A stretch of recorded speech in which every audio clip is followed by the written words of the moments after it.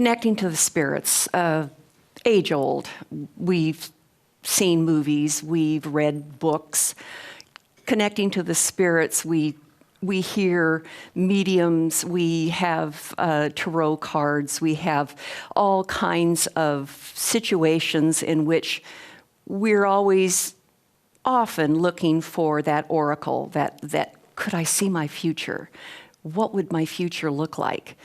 And in my life, when you think about connecting to the spirits, a thought always comes forth, which is, even if I could see my future, would I interpret it correctly? And anyway, don't we have free will? Do we not have multiple paths in front of us? And each and every moment and day, we make a choice. So connecting to the spirits on this particular day, Halloween has always been one of my favorite holidays.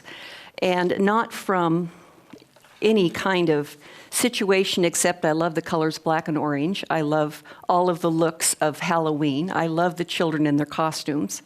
But when we talk about connecting to the spirits, let's start, of course, with what today is. It all began, according to the history that I read, in the Celtic era, which was around 2,000 years ago.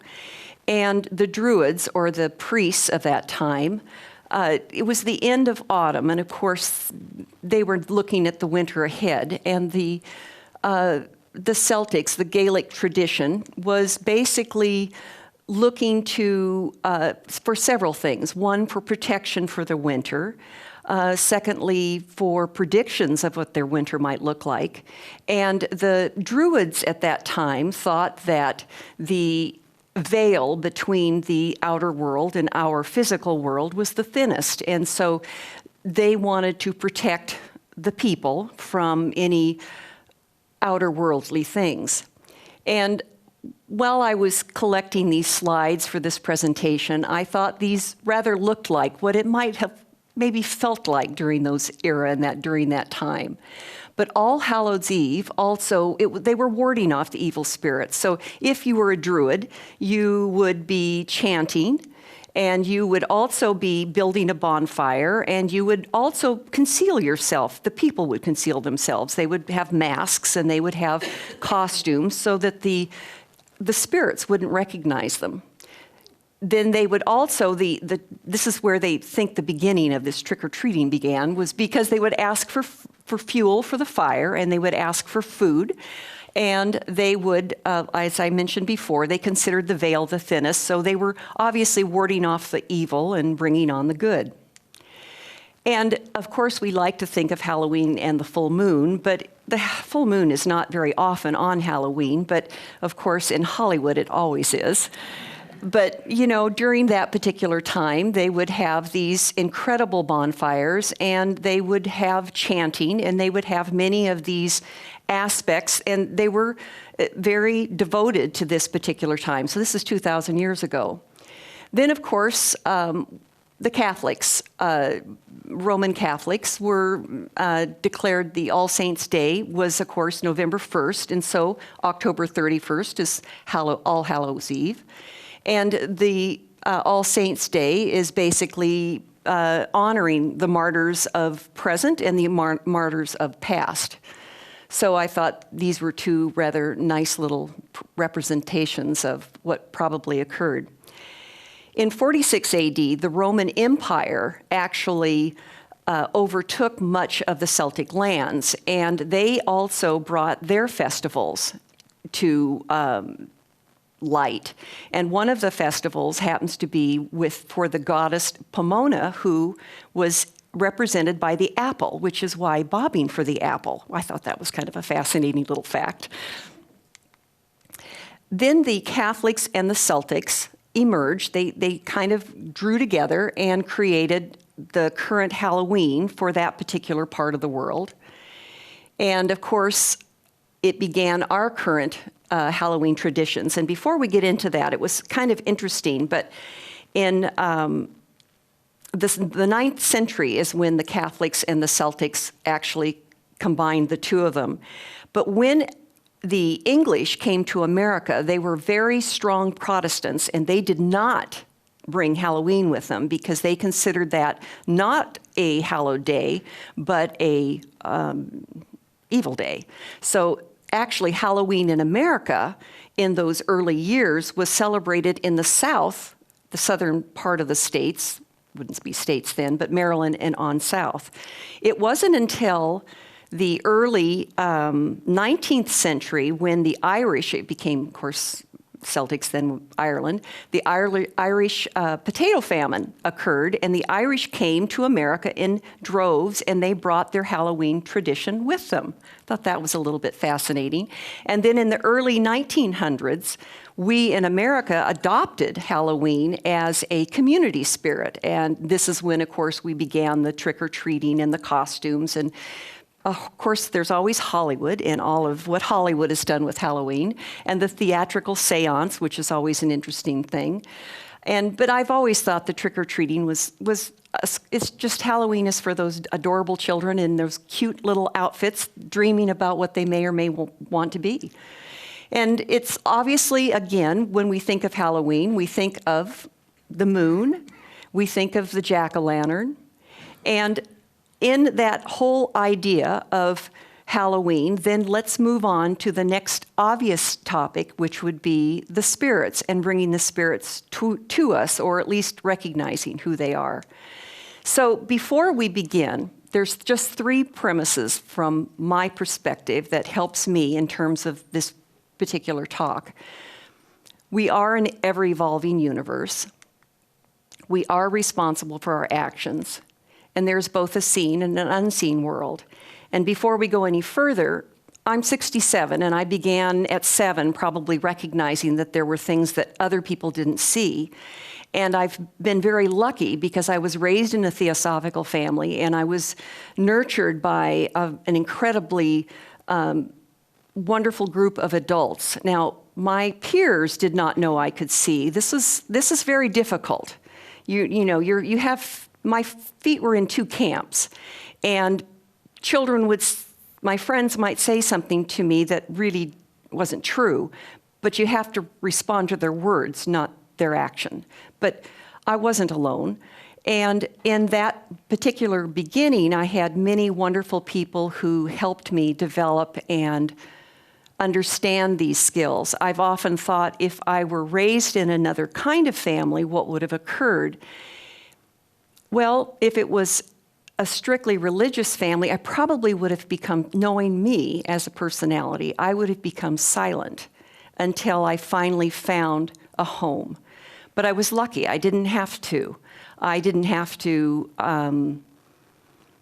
could be open with adults. It wasn't with my friends. You do understand that, period. But I could be with adults and with many adults who were very influential. Dora Kuntz was very influential. Her brother, Harry Van Gelder, was my mentor. And in Portland, Anna Berkey and the Follins and the Clemens, these were all very powerfully connected people, very learned in theosophy. They just understood things better than I did as a child. And so as I was developing and working with these people, I became more comfortable wearing 2 hats. So for me, this isn't a debate of whether it's actually there or not. For me, it's just always been there. And so in this presentation, one of the questions that's always asked is, well, what is it like? And what does it seem like? And what does it look like? So I have never seen a color in an aura that cannot be represented in nature. The texture and the feel, of course, is entirely different. When we see a rainbow, we don't experience a feeling of the rainbow. We just simply see the colors. But the rainbow is rather nice because it has that ethereal quality. Not in my lifetime, but in some lifetime, there will be a way to measure people like me. And there will be a way to measure all of us in a slightly different, but we haven't developed the technology. I mean, think of how X-rays happened and MRIs and all of these medical diagnostics that certainly didn't happen in 1900, but certainly are very present today. Well, I'm too old to say that it's going to happen. Well, you never know, I suppose. Some very bright person might find the right technology that will be able to see what I can see. But for this presentation, when we talk about colors, and when you think of colors, think of the rainbow. And also recognize that we have, as you have read in literature, we have a fingerprint. I am not only this physical human being, but I also have an aura. I have a fingerprint of an aura. The aura is ever changing because the aura that is the most obvious is the emotional one. And we have only so many emotions. And I'm sure in the beginning I was a little gray. And so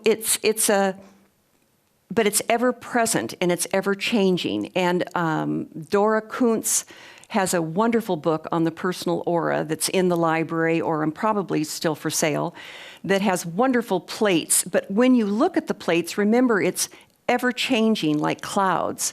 It's ever moving. It's, yes, oval, but it's not necessarily here. It can be here or it can be out there, depending on who's talking, who's communicating, or what's occurring. We're ever evolving. As we all are very comfortable with, we see the beautiful water, we watch it, yes, erode, but also the power of that water is magnificent and it is ever present in our life. And like any emotion, it is a continuing experience. With change comes, of course, as with autumn, these incredibly beautiful, marvelous colors. Red in autumn is absolutely gorgeous. Red in an aura is not so gorgeous, but it can be represented. You can see that brilliance, but it doesn't make you feel good if you're next to that bright red because they're probably pretty mad. But the red in the slide is as good as I can get, but it has this just beautiful hue of reds and orange. Again, this is even better. You can see those beautiful red trees. I just love the autumn. I love the spring too, but the autumn, that change of our season is just so dramatic, the way our trees represent us. I like this picture because as you have seen pictures of angels, or devas as I've always called them, they always have this lovely look about them. And I like the look of this particular slide because it gives you the concrete idea of what would their veil look like if we called it a veil.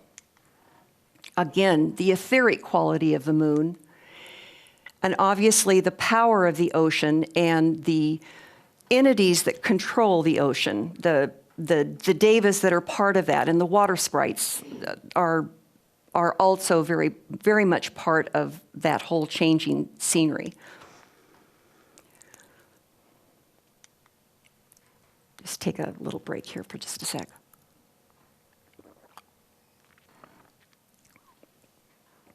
I like this particular picture because this happens to be a lovely snowy day on the mountain skiing. And the beauty of this particular scenery for me was not just how the white was represented, but how just the etheric quality between the land and the trees and the snow, and that incredible pristine feeling as you're in there. And I'm sure you've all experienced some form of this. And of course, here, of course, in Chicago, this is what you get, right? You get these beautiful iced trees. Probably far more than we do in the Pacific Northwest, although we get them too, no question. This particular slide, this one, go together to start this particular conversation. So let's talk about connecting to the spirits. And the spirits that are really very fun to connect with are mountains. The mountains themselves have these incredible beings that you know, if if we talk about balance, it's not just us who, are tilling the ground and feeding it and putting water, but we have these incredible beings who are also responsible for their area. And we have these incredible mountain devas that actually, if you could see them in life, that first slide of that bright sun is the center. And then there's that stream coming from them, and they stream down these mountains and into the valley. And here in America, the devas are very easy to connect with. All you have to do is look and love the mountain, and you get a connection. It's like just a squirt. It's just a feeling. You've had the feeling, whether you've recognized that that's what you are actually connecting with, it doesn't matter. But it's a two-way street. It's that momentary, well, boy, you like me, and we just kind of, and you're grounded, and here I am. So I like that particular look. In some pictures I've seen faces. Now, I'm not saying I've never seen the face, but the face doesn't matter to me. I have a face. We have faces. Why do they have to have faces? I mean, it's that power. And again, I'm going from my sight, and those who also have sight maybe have very distinct looking faces. It has maybe never been interesting enough to me to see. Do you have an eye, a nose, ears? Why would you? So again, more mountain pictures, because there isn't anything quite in my life more powerful. And of course, we live in the Pacific Northwest, and we have that beautiful range, the Cascades, and the beautiful mountains connected with it.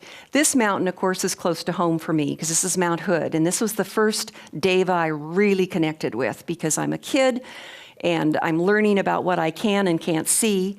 And here is this beautiful mountain and this incredibly friendly deva, and has this beautiful feel and this beautiful look and this beautiful apron, or yes, for lack of a better word, but just this beautiful clear into the valley. This is, I believe, not of the Pacific Northwest. This is more in Europe, and I believe this particular picture is in Switzerland. And they're also interesting. They're friendly. They're really powerful. I think it's just because, who knows? I don't really know. I don't know that part of the history. I'm not privy to it. I don't understand that part. The only devas that were very difficult to communicate with were when my husband and I were in Nepal, and we had a chance to go and see the Himalayas. And I was like, well, yeah, but I don't know who you are. So, it was like I was very timid and didn't attempt to make any further they just weren't very friendly. But the ones in America, the ones that I've seen, are all very friendly, and the ones in Europe, the Switzerland, are gorgeous. Up in Canada, in northern Washington, the Olympics, very, very beautiful. And again, you can just feel it. And if you can even picture in your mind what it looks like, it's very connecting. Again, another slide to show you just the look of what that may look like down below. So now let's just talk a little bit about the colors. Love is a pink, and it's kind of a rose pink. And when you're feeling love for someone, you just sort of bloom. And love is kind of a hard color to capture. And the only representative I can find are 3 little roses. And they're very pretty, and the colors are fairly true, but it was a little disappointing. I wonder if maybe I could have gone to, I don't know, a field of something pink. Would have been nice, but these 3 represent the color of what pink looks like when it's flooding your system. Now, intelligence is, as we all know, and you've read many places, is yellow. And yellow is a very interesting color. It's very beautiful, and it's always on our crown. But what's interesting about this particular color is that, as you can see with sunsets, it can be also with orange around. Now, orange is a color of power and selfishness. So sometimes it's not just a pure yellow, but it ends up becoming a powerfully, it's not a positive. We don't want a lot of orange. We might have it from time to time, but we wouldn't want to have that look. But it's a very good representation of what I've seen as far as orange. Another beautiful representative. Again, back to the rainbow, remembering that etheric quality of the colors are probably the closest representation of what it is in actuality.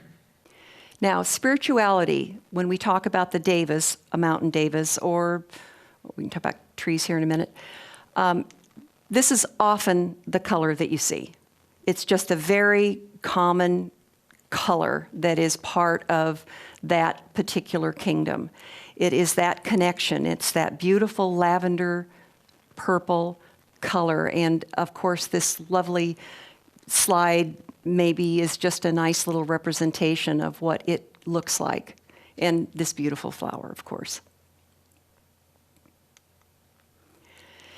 Our life's work, let's just talk momentarily about the aura. So we have a signature. And the signature is, again, it's oval.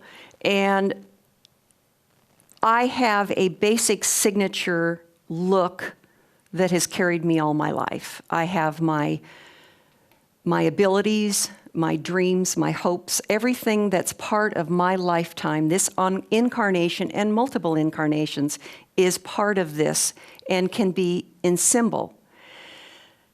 We often have, of course, we can flush with a particular color. When I was nervous, I'm sure I flushed gray, which is just a color of being a little bit scared. But we tend to not stay flushed. When we're very angry, we flush red. Now, for a person who has temper issues, they have that red tinge. So it's easy to contact. So it's like the quick temper and how you can just flush that particular color. Well, of course, we want to promote love. So if we are in habit of being loving and kind and positive in our life, then we flush that particular color more often than others. But in the aura, and as if you look in Dora's pictures, you'll notice that on the bottom, it's generally a brownish color, which is like dirt.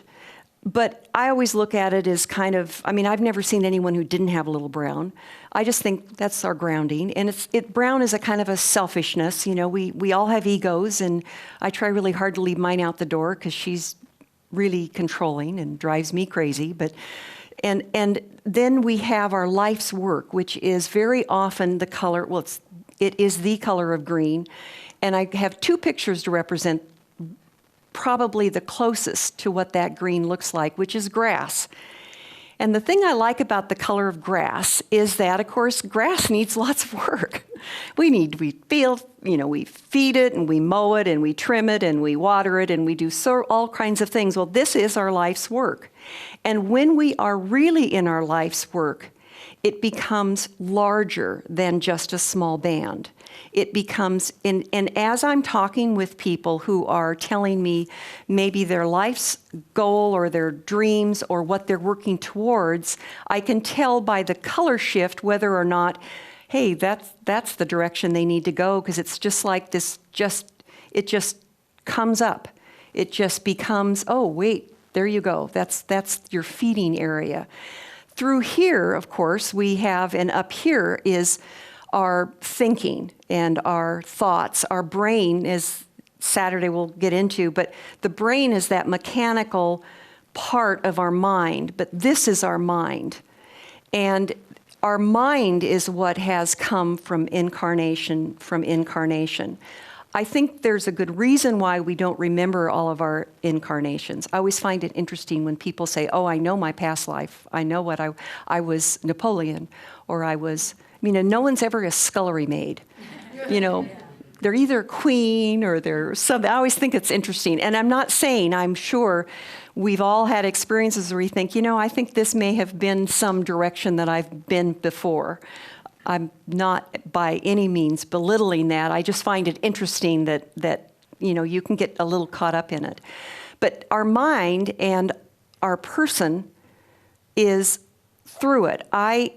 My goal this lifetime is that this person, Robyn, next lifetime can pick up where she left off. That maybe some of the struggles that I've been through in this life, because I'm just as human as everyone else, that I have learned from those struggles, and that some of those I can let go.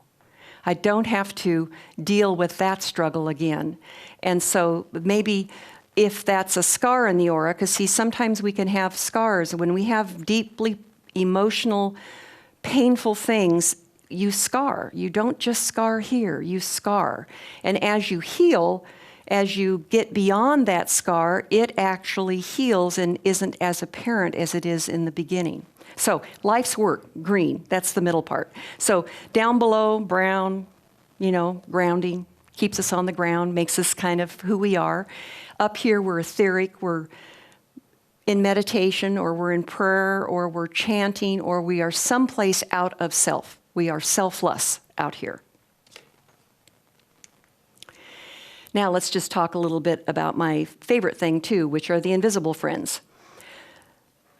I love this picture because it just looks like it's teeming with little guys all through it. Because of course the forest and our grounds and as we invite them, we have little nature spirits who love to help. When I was a girl, of course, I was very interested in the nature spirits because fairies are so much fun, and they don't play so much with adults, but they do children. Children have a great imagination, and it didn't matter what we were doing, or I didn't question anything. As I got older, you question things. Oh, well, gosh, is that just imagination, or is that really true, or all of these things. When you're a kid, you don't question anything. Oh, yes, there it is. Oh, gee, let's play with this little golden ball. Let's do this, let's do that. So I would sit in the forest and play with my little friends. And they would be, the fairies were flitty and cute and like small little versions of, well, no, not the devas. The devas are very serene. Like little light sparks. Again, I don't remember them having faces. I don't remember looking for faces. But little marks.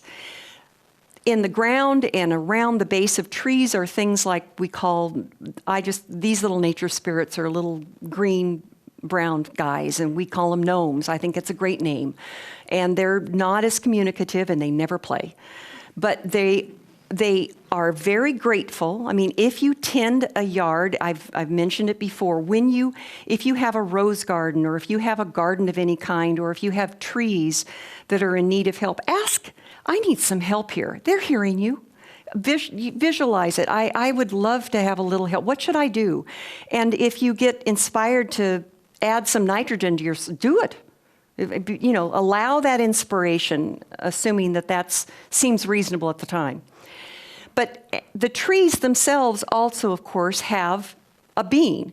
And when the beings, like in the redwood forest, I'm sure if you've had any experience in going into California and gone into that temple of trees, is there anything like that in the world? It is the most serene, gorgeous feel to those incredible beings that have loved and nurtured these trees for hundreds and hundreds of years. So nature spirits, they're around us. They are enthusiastic when we're enthusiastic, and they love it when I would follow my father when he was mowing the lawn and take the leaves or the grass clippings off all the flowers, because that's what they wanted me to do. Oh, get those, they can't move the grass clippings.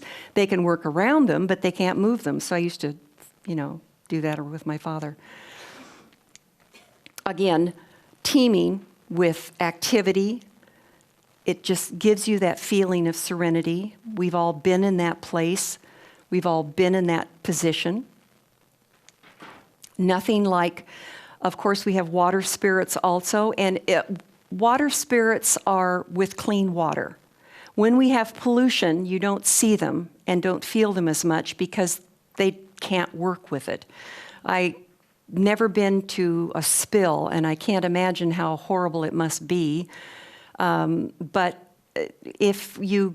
I've been to Vancouver many times, and Vancouver, British Columbia is very, very beautiful. Around Stanley Park, it's quite beautiful, but it's so polluted that beautiful water just doesn't have quite that feel about it. But this looks very pristine, and I bet if we were there, we would probably feel them or sense them or see them. And again, I'm representing this as that clean water and the water spirits that are associated with it. And of course, then you'd have your spirits taking care of the green, and it's teeming with activity.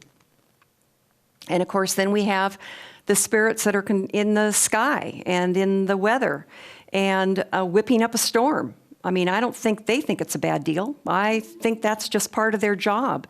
I know it's destructive and we're not liking that, but if you realize that all of this is a balance, you wonder sometimes, okay, so what was that balance for? What did we need to balance in that? When Mount St. Helens erupted, it was a very interesting experience, and it erupted, probably 35 years ago.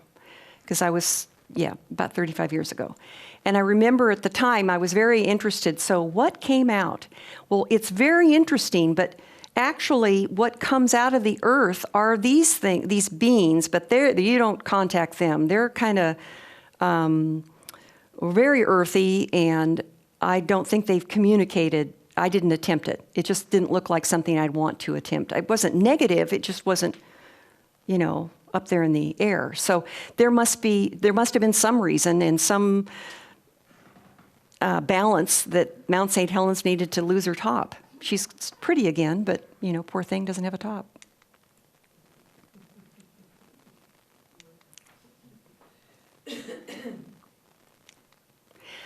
I like this picture, back to this picture, because we have fire sprites. And there isn't anything more fun. And the next time you're sitting in front of a fire, just allow yourself. I don't see with my eyes. It's like I take one step over. And you've all had experiences where you've sensed someone in the room, or you've seen someone on the side of a glimpse. And then you turn, but you don't see it. We all have these experiences, but when we grow up, we say, oh, imagination. Well, I say, it's not. It's there. And the next time you're in front of a fire, they're the easiest to see. And they are just like the licking of the flame, and they're doing a job. They're cleaning. This is my job. I'm supposed to clean this wood. So they have a job just like every other sprite has a job. Now, we want to control that fire. We certainly don't want to have. I've never been to a fire that's out of control. I don't know if I'd want to, but I wonder what the sense would be. I mean, would they be in glee that we're really cleaning? I don't know. But I know the little guys, so I'm talking about controlled fire. The next time you have it, and of course you're getting into winter, allow yourself, just don't judge. Just sit. Take a breath. Bring a calmness to you. And just allow yourself. Is there anything here? Just allow yourself. If the fire is burning, we're talking natural fire with wood, not the gas fireplace, the natural fire with wood. Try it and see if you won't go away thinking, oh, I think maybe there might have been something there. Artistic expression is often in the color of blue-green, so, the artists among us, not quite the blue-green I would have wanted, but close. oceans are wonderful. Another lovely thing, just like going through the forest and enjoying the bounty of all of the invisible friends, the ocean is wonderful. And if you admire the ocean, the sprite will just connect. So as you look at that ocean and say, oh, how beautiful, because most oceans are, because of the wave action, are clean and are, if there isn't a spill, they're clean. And as you're going, be quiet and just send out that lovely feeling. And when you see the spark of the light on the water that you can explain optically, just allow yourself not to explain it. Just allow yourself the feeling of it, because those little sprites, they're bright. They're the little bright color. They don't just stand there. They're flitting, and they're connecting with you as you are connecting with them. I like this blue-green. I think it's quite pretty. Cobalt blue is really the color of healing. It's not the pale blue, but the cobalt. It's a very deep color. And the only two slides I can come close to, this happens to be crystal, and I think that's maybe the closest to the cobalt. The only problem with this slide is that navy blue is willpower. And so it can be confused with cobalt. I've worked with many patients over the years, and I had a wonderful woman who was dying of lung cancer, and she couldn't figure out cobalt blue. So we went to the fabric store and we found the closest we could get, and she bought a swatch and she just wrapped herself in it. And I thought, good, why not? Just make it as a shawl. So this is what I was talking about, kind of gray. That fear. It can also be, for me, depression is not so much gray, but it is brown. And fear, when I see people who live a life of terror, and they are in control, it is like the bark of a tree. It's not so fluid, and it's not so open, and it's kind of cutting edges, and in some cases it's too long being that way to free up. So when you think of some of the things that you deal with, we all deal with certain things, think about, I don't want to turn that into bark. That doesn't sound like a good thing. I think maybe I want to look like a tree and enjoy the tree, but I don't want to really have that inside of me. I like this particular picture because fear and depression is often riddled with black. Okay, black. We know black maybe it's a nice color to wear, but it is not a nice color to have on us. And true, ugly, determined hatred is a black and a red. And you just avoid those people. You sense them, you know them. You're in the car, you're driving along, and you think, oh, I think I'm going to avoid that car. Because you just know there's something, you recognize it, you acknowledge it, and you're respectful of it. Well, it looks like it's not a pretty color.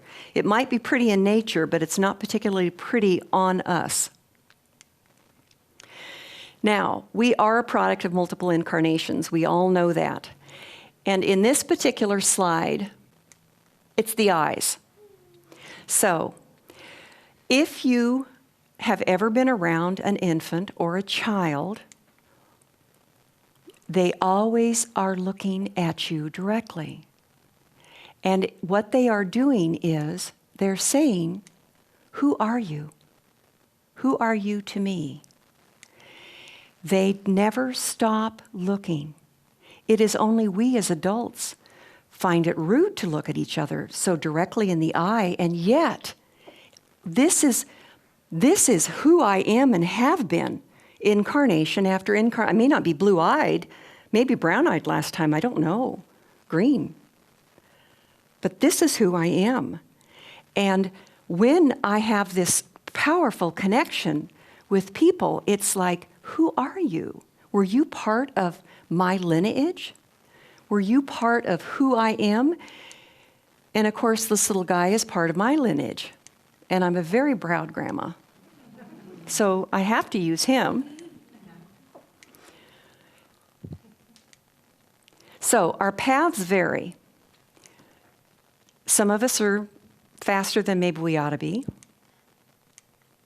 Some of us have long roads ahead of us. Some of us are taking the easy, sandy way, or climbing. And maybe we've climbed every year. But we're really, as a human race, only as fast as our very slowest. We are all moving together. And it behooves us to be kind to our friends and our unfortunates, and to be helpful to those who are of the have-nots. Because maybe we were a have-not last time, and maybe a have came along and gave us something: food, shelter, clothing. We, as a society, are honor-bound to help others. And in my world, it is just a given. I believe, in my heart of hearts, we as human beings are in service to each other. So I always think of the bike race. Well, you know what? I'd be at the back. So just to end on this note, and then to open up for questions, I'm sure you must have one or two.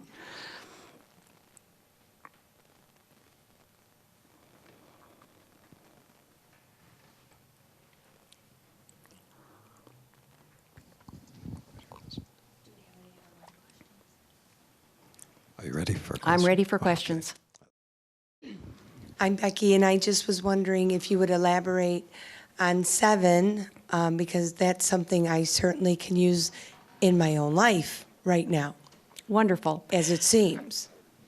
Well, actually, first of all, we need to recognize that it is a negative energy, and let's assume it's a negative energy from another person. So the first thing is to recognize that the energy is not helpful to you, and that maybe it's toxic. And you need to be respectful. Our first duty is to self.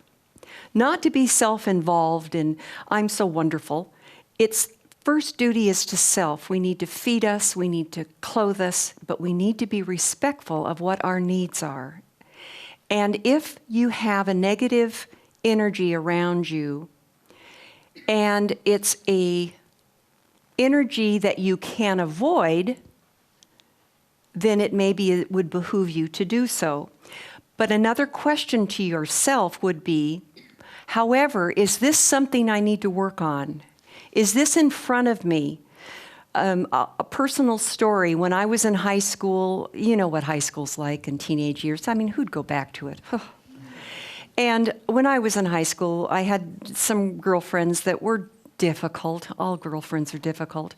And my mother was wonderful always and said to me, now, Robyn, you need to deal with this. If you don't deal with this at some level, you'll just keep meeting this type of personality over and over.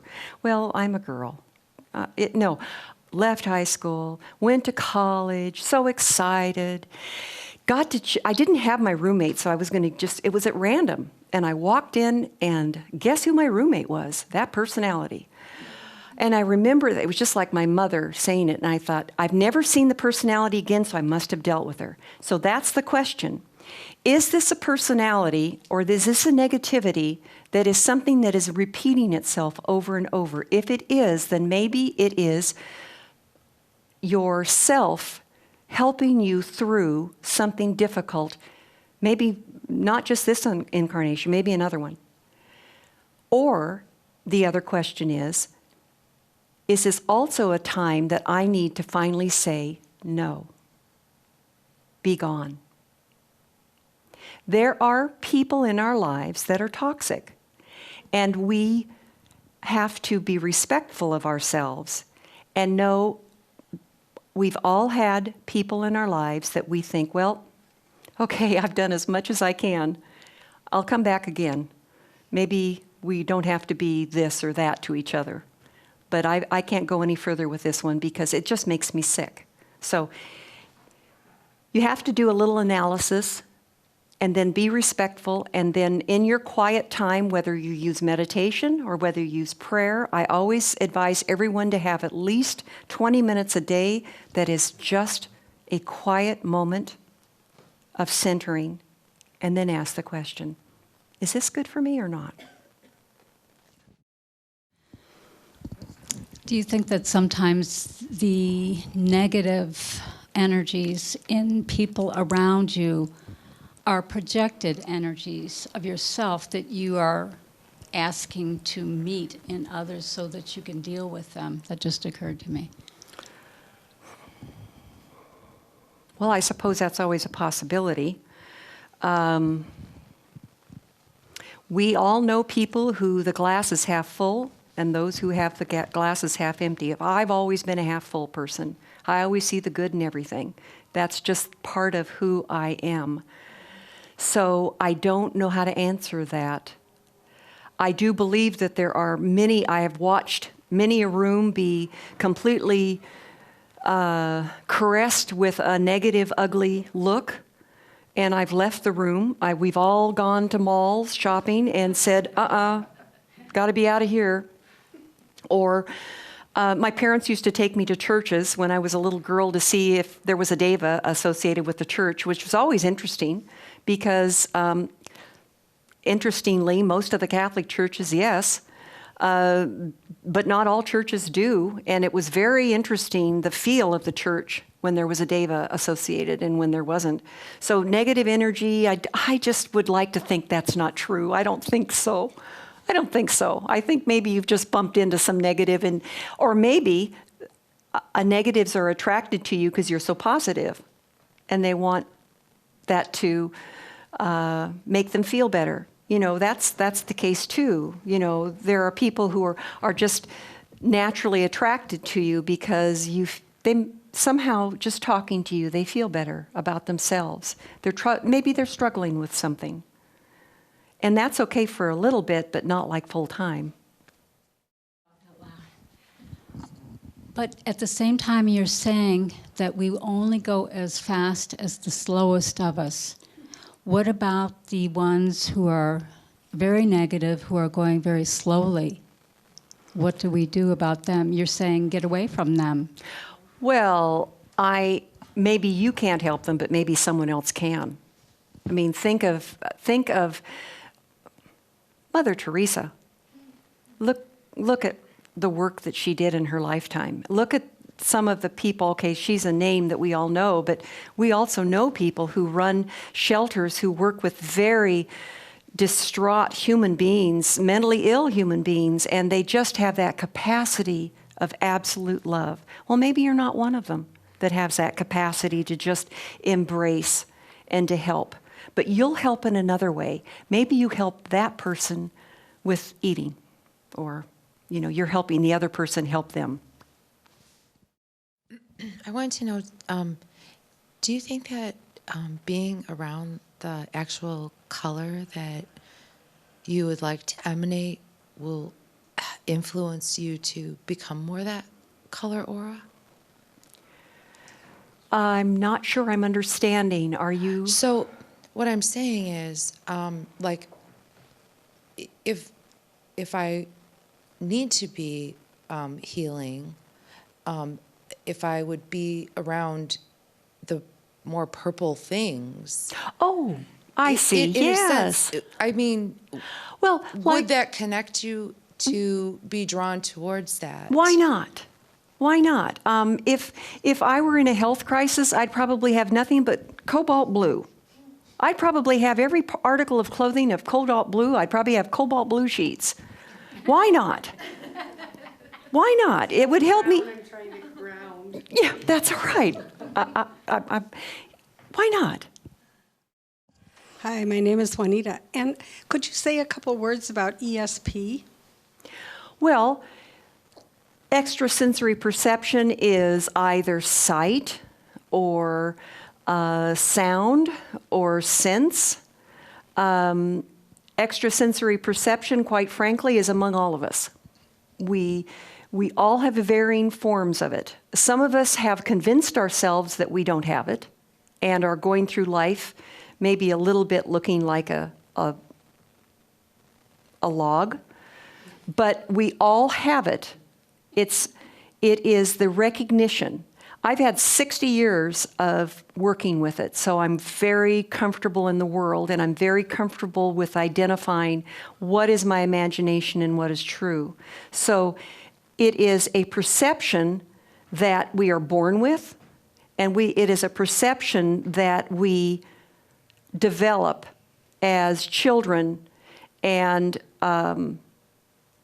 as we are raising our children, we are helping them become very sensitive to the world. So extrasensory perception for me is being an incredibly sensitive, nice person who is picking up on all the markers.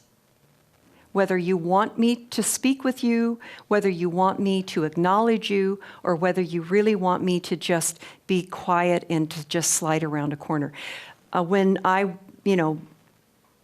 started talking openly about what I could do, which has really only been not that many years, I remember a good friend of mine who said to me, "Oh my God, you can see auras," and he was just like turning that gray slate.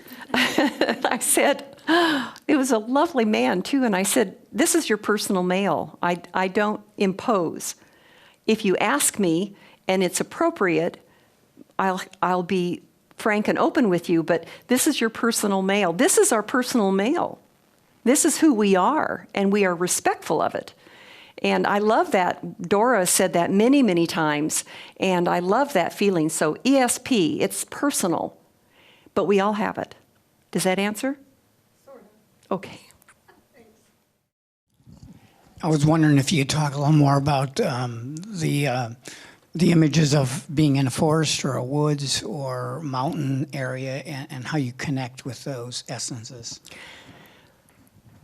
How I connect is that if I'm with someone or with a group, I just isolate myself so that I don't have any talking, and there's no music, and there's only just the quiet of the ocean or the trees. I meditate. I also chant. I have several ways. I have prayer. It just depends on the moment, on what I need. And the whole point between the prayer or the chanting or the meditation is to center self and be out of my personality, be out of the blah, blah, blah, thinking. And once I'm out of that, then I can become, and then I can connect with. And it's a very deliberate on my part. Who's here? And it's a shift in my sight. You can disturb me, and I can shift back out. So it's deliberate, but it's a quiet moment, and it's always devoid of sound other than natural. Robyn, I have a question. Probably most of the people in the world today live in some non-natural environment. Most everybody's living in a city of one sort or another. What can you say for people who are in these sort of concentrated areas, and that's actually where you live, and you're not leaving anytime soon? What might be some counsel for that? Dora used to say, I grew up in Orcas Island, and it was just a beautiful camp in Drelaya, and Dora would say that in your meditation, go to the camp mentally. Well, go to a place mentally in your prayer or in your quiet time mentally where you love to be. If it's the ocean, feel and smell and feel the sand. Just be there. Be there. And just allow yourself that 20 minutes a day, actually 20 minutes morning and night. I begin every day with quiet moments because it's so important for who I am. Otherwise, it's too difficult for me to live in this world. It's way too jangly. I also have a world of my work that whenever I go into a room, a treatment room with a patient, I have to leave this jingle jangle outside and just be very centered. So I am blessed in my life that I get to get out of the city every moment.